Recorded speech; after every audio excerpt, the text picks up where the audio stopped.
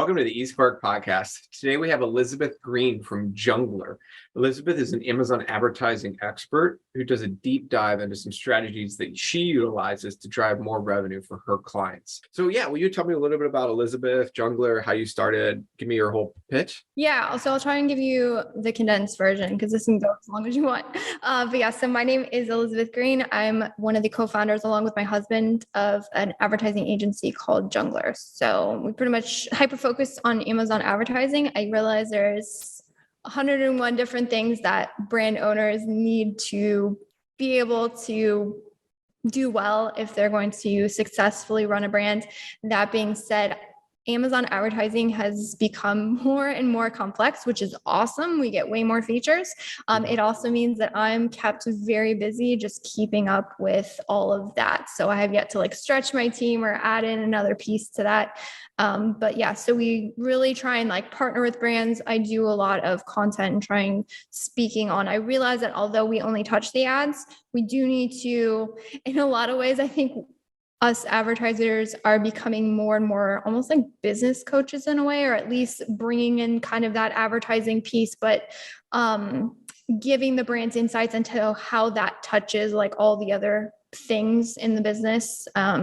If we're advertising something and it's not converting well, then it's in our best interest to notify the clients hey, this isn't converting well. It might not just be the ads. So trying to add that extra piece that's not only hey, here's just how ads are doing, but hey, here's how ads are doing. Here's how they're affecting your total account. Here's some things that we probably could do better that could allow us to get more impact from the ads. It makes a lot of sense. It's not, Amazon requires this deep expertise in all these sections like advertising, inventory, reimbursements, cases, whatever. But then also too, there's a holistic approach to it, right? If a keyword's not working great in ads, maybe it's not great to have it in your copy either, for example. Right. Yeah. Or at very least determine why that product's not resonating with that particular market. Could be ads, could be the targeting, and it could be a whole host of other things.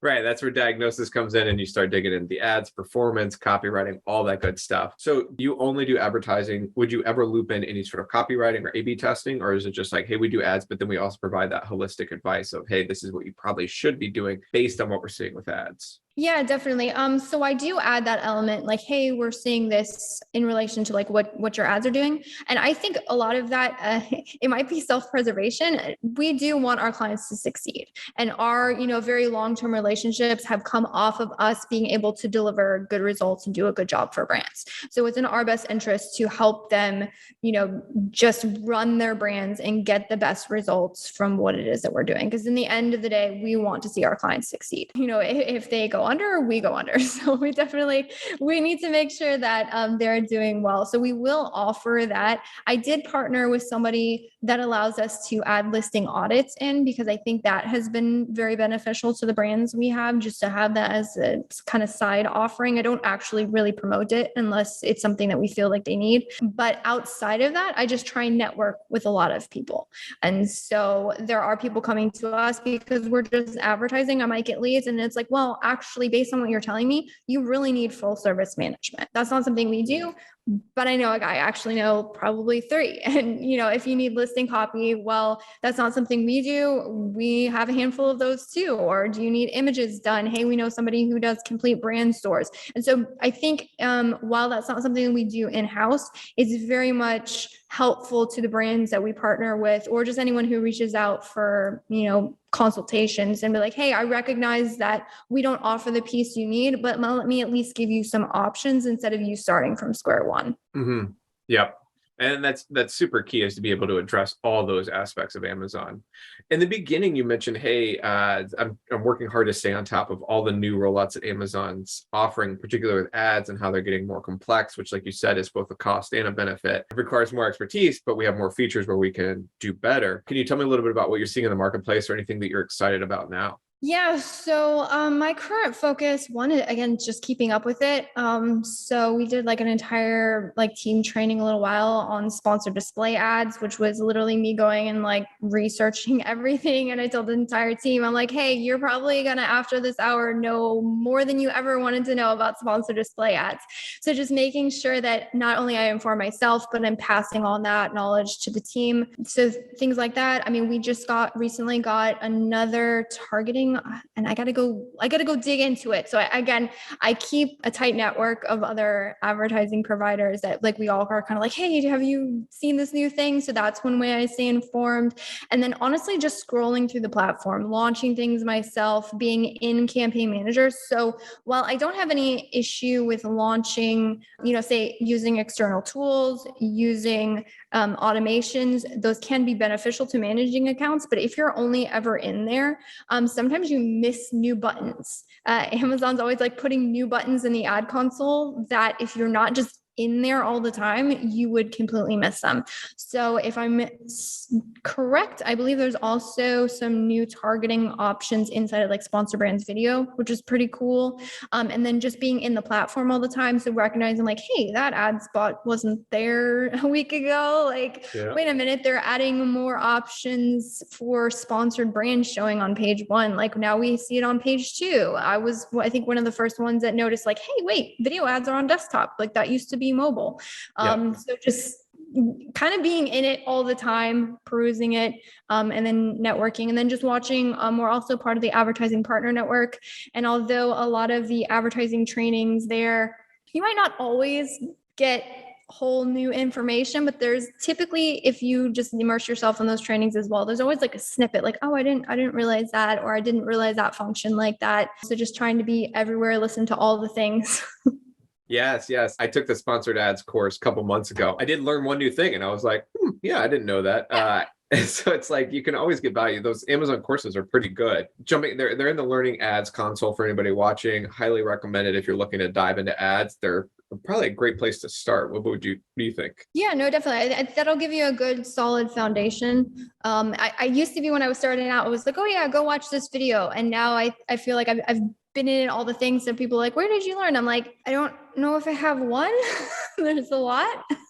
Yeah, there's a lot of resources out there. Yeah. Speaking of, so you did that deep dive into sponsored display ads. Any kind of key takeaways? I know we've used them, and sponsored display kind of had mixed results. They're not always the best placements. It's not like a sponsored brand that shows up at the top. Well, sometimes I do, but I'll let you jump in and tell me kind of what you're thinking about sponsored displays. Yeah, so sponsored display, we were digging into the new purchases remarketing. I think that's interesting. Also, a lot of the things that we had discussed is like the targeting, what am I going to say, the bidding type models, because you have like CPM model, and then there's 2 types of CPC models. So the team has been asking, like that's a very common question we get is like, hey, which one works best? And so digging into, with a lot of our team trainings, at least how I prefer to learn. So that's how I prefer to teach. And then just kind of answer questions as they come. I like to know the how of everything works. And then I can kind of puzzle through the whys of like, why would you use this or why would you use that? So for instance, like if you're doing optimized for impression, so you're paying for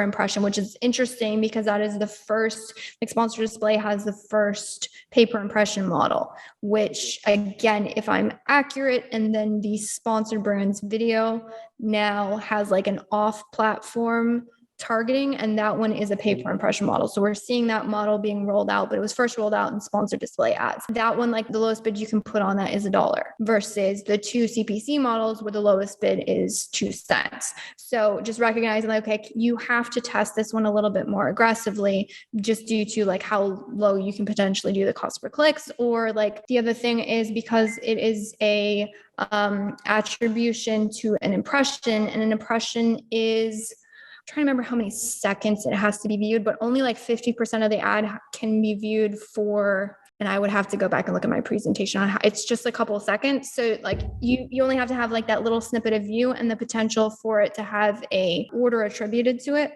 So in some ways, it's not that the orders are like inflated. There's a lot of us marketers who are like, these numbers seem a little bit higher than I might have thought. So just knowing how that works, like an impression model is not going to be the best bidding strategy for you to use if you are running like brand defense. That's actually something Amazon specifically said, like, hey, if you're running brand defense where you might not want to have an attribution for an impression, probably just don't run these. So just kind of understanding like how each of the pieces work. And then as we go to build out specific strategies, it helps you kind of know what to plug in where. Sure. Now you mentioned brand defense. Can you describe that a little bit? What's a brand defense? Yeah, so it's basically advertising on your own assets. So if you had an extensive catalog, oftentimes, you'll go after your competitors. So you'll say like, hey, this product is like mine. I would like to snag their traffic here. Let me place my product. You can use sponsored products. You can use sponsored brands actually, because you can do ASIN targeting with that, or you can do sponsored display ads. So like right underneath the buy box or the bullet points. And you basically say like, hey, I want to show up there. Brand defense is kind of like the reverse of that. So like, hey, I want to show my products on my own brand. And this can be done, like there's a couple different strategies underneath that, but basically in essence, it's saying like, hey, I want my products to show up where people are either on my landing pages, or if you have recognition, like for search terms, like, I want to bid on my own branded keywords. And this one helps shoppers just find your products. If you have like complementary products, you might get more like add to carts. Maybe they're like, oh yeah, I want, something that's like, for instance, say you had like a phone case and a pop socket that were very complementary, and someone might be wanting, to have everything look really cohesive. So you could just have that offering on your own listings and be able to get the traffic there. Or you might just have a bunch of different phone cases. And in that case, you might say like, hey, okay, they're not going to buy mine. Yes, I'll have to pay if somebody clicks off of my own listing onto mine, but they're clicking off onto mine and not my competitors. So that's the logic there, just kind of being able to cross sell, and then also kind of pushing out the competition on your own assets. Sure. So it sounds like basically if you want to run brand defense, these are ads that you're putting on your own assets, meaning your own listings, whether it's under the bullet points, at the bottom of the page, et cetera, to sort of, like you said, push off competitors from being there. And then also too, it's a cross-sell opportunity, which can increase average order value. So it's kind of a win-win there. Correct me if I'm wrong, but you could also brand defense ads towards your own product. So let's say your Apple, when people search Apple MacBook, you would run ads on that keyword, also brand defense. Yeah. On the flip side, you mentioned competitor targeting. Do you have a term for that? Do you call that like brand offense, or is that just like? I don't think so. So a lot of times what we'll do is we'll split out campaigns. I'm a huge fan of segmentation. Now I do like to say like, I think I had one post a little while ago, like Amazon doesn't care how you set up your campaigns. Like they really don't. So for us, a lot of our segmentation comes down to us being able to manage better and us being able to have better insights into what we're doing. So if I have like a specific brand that I'm going after, I'm probably going to put all those like ASIN targets inside a specific campaign and then just label it as such. So that way I have visibility into like, hey, this is what I'm doing here. That's kind of how I split it up. But yeah, so no particular nomenclature. I mean, we definitely have nomenclature for like, sponsored product targeting, sponsored display product targeting, all those kind of tags. But then at that point, we normally differentiate like how we found those particular ASIN targets. So like, were we searching on this particular keyword and these are all the products ranked on that keyword? Or if we're going after a specific brand, we'll oftentimes like put that specific brand. If you have an ASIN or like another listing that you get really, really good results on, like a really fun thing to do is to basically like completely dominate their listing page. If you have enough like products to do it, or maybe you only have like one other listing that does well on that one, like you can do product targeting, you can do sponsored display targeting, and you can do sponsored brand ASIN targeting. Like basically like anywhere they look, I want us to show up. And that's a fun strategy to run as long as it works well. You convert well. Sure. So you're saying, hey, we look for weak competitors. Maybe they have less reviews than us, a higher price than us, but for whatever reason, customers tend to buy our product after looking at their product. So you're running advertising on their listing detail page. So, under the bullets, at the top of the page, et cetera. Now, what do you think about when you're running ASIN targeting? Sometimes your ad will show up on the search results page. How do you feel about those kind of results? Are they working for you? Any thoughts there? Yeah, so I mean that definitely happens if you're running on ASINs. It happens more in sponsored brand ads than anywhere else, unfortunately. So one of the kind of annoyances with running sponsored brands ASIN targeting is the fact that you actually show up on keywords, but because it's technically a product targeting campaign, you can't negate any you can negate ASINs, but you can't negate keywords inside. So at that point, you're just left controlling the bid and just making sure you perform well there. Otherwise, I mean, I just call it a bonus. So we've actually seen like anecdotal evidence that if you perform very well on a particular product page that is ranked very well for a specific search term, you can actually get some benefits from that. We've been able to get like an Amazon choice badge by converting very well on a product that was ranked well on a keyword that we actually weren't performing as well inside of like our regular manual targeting. So that kind of leads us to believe like, oh, okay, so it seems like there's some correlations here. So as long as I would say overall performance is fine, within whatever targets you've set, I would have no issue with it. That's really interesting to learn about. So let's unpack that a little bit. Let's say you're selling a garlic press and your competitor's selling a garlic press. You're running a sponsored display ad and you're targeting your competitor's ASIN, that garlic press ASIN. And now when you do that, sometimes you'll show up on the search results page for keywords that the competitor's garlic press ranks for. So it's almost like you're getting, no, it's not a free placement, but you're paying for it, but you're showing up on keywords that you wouldn't usually show up for. And you're saying, hey, we're showing up on those keywords and actually performing pretty well to the point where we actually won Amazon's choice for one of those keywords after running this sponsored brand product targeting ad. Yes. So in the case I'm mentioning, I believe it was a sponsored product targeting. And the interesting thing is, so I'm going to have to go back after this call now. I'm going to go check the search term reports.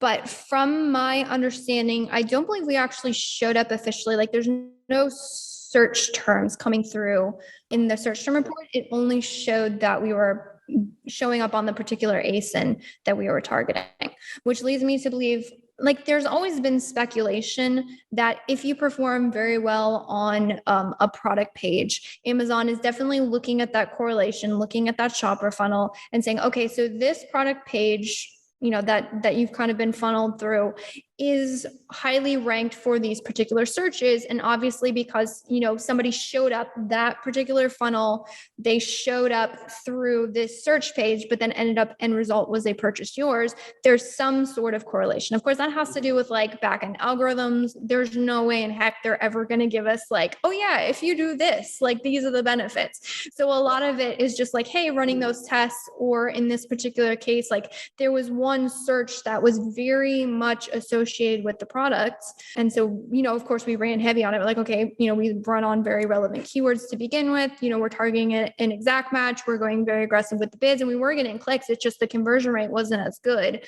However, because we knew it was a search that we really wanted to show up on, what we did is we went on that particular search page and snagged all of the organic ranked products that we knew we definitely had a good fighting chance against. And that product targeting campaign and most of the product targeting in it was performing very well. Like the conversions were amazing. It was generating a whole bunch of sales for us, really good order velocity. And then we ended up getting the search page, that Amazon choice badge for that particular search. And when we went into like the actual manuals, we were running our conversion rate and order velocity on that particular search that we got in the Amazon choice badge for wasn't actually all that great. And the one thing that was really performing was the product targeting. So you just see those interesting funnels that it wasn't like we were trying to run that test. We weren't like only launching through product targeting and, got that. It was just seeing those correlations and recognizing like, oh, okay, I think there's something interesting here. We always sort of assume that it functioned like this, but having something like that kind of like correlates a hypothesis, I always find interesting.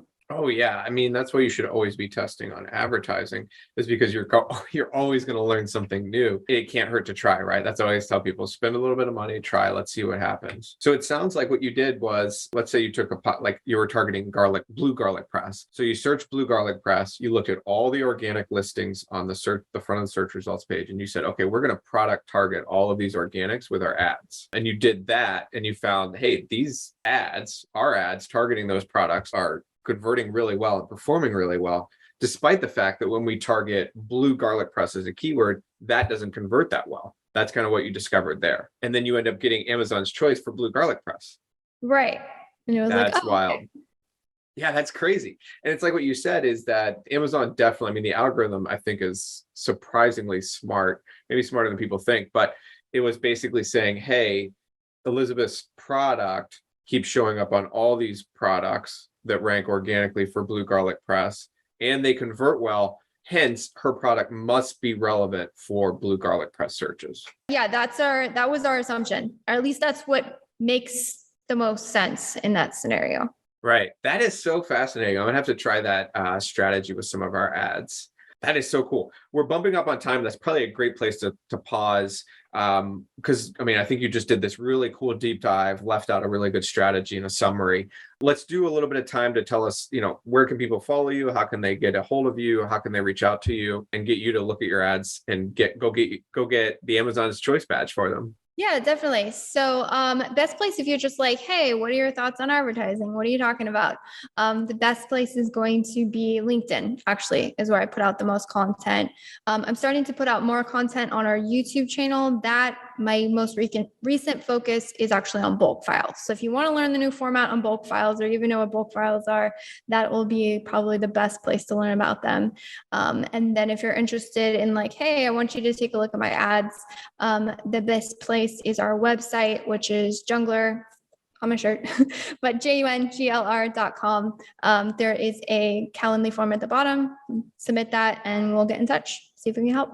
Awesome. Thanks for sharing. And I'll include links to those in the bottom of the comments on all the videos everywhere where they can go see your flat files or it's flat files specifically for advertising, how to use them. That's going to be awesome. Link to your website and your LinkedIn so they can reach out with any questions. Yeah, definitely. Awesome. Thanks so much for hopping on today, Elizabeth. This was such a great value add and I really enjoyed it. We'll have you back on soon and we'll learn more about advertising. Yeah, thanks so much. It's been great. I'm glad we were able to have Elizabeth on the podcast today. She does a killer job with Amazon advertising. I love that strategy that she shared for going after competitors and seeing if you can utilize that to rank organically for certain keywords. That's something I've never tried and I'm definitely going to go try after this. Like and subscribe if you want to get more great tips for selling on Amazon.